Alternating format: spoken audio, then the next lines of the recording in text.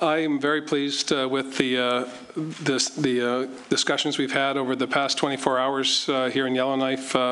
Premier MacLeod was a very gracious host, allowed us to have full and frank discussions on a range of issues.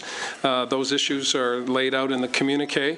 It would be certainly Alberta made their case, as they always do, in a strong and passionate way, and I laid out my concerns about risk and the court cases that we are currently enjoined in.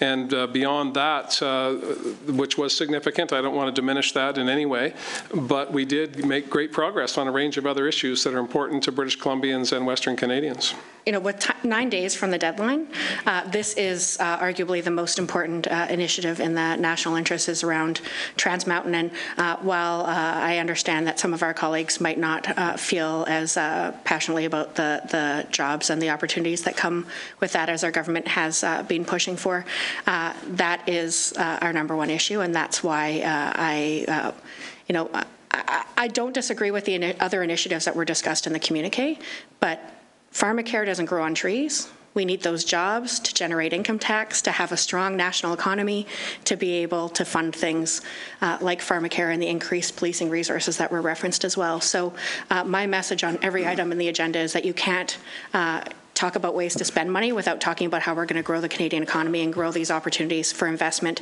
in our nation. And this is of utmost importance to our government. So I made it very clear, and I respect that not everyone wanted to sign on to that, but that we weren't going to be in a position to sign on to a communique if it didn't reference Trans Mountain and its importance and full support from this table. With respect to the Kinder Morgan or the Trans Mountain pipeline, the people that ultimately are making that decision, or the entity that will be making that decision, isn't at the Western Premier's table, and that's the federal government.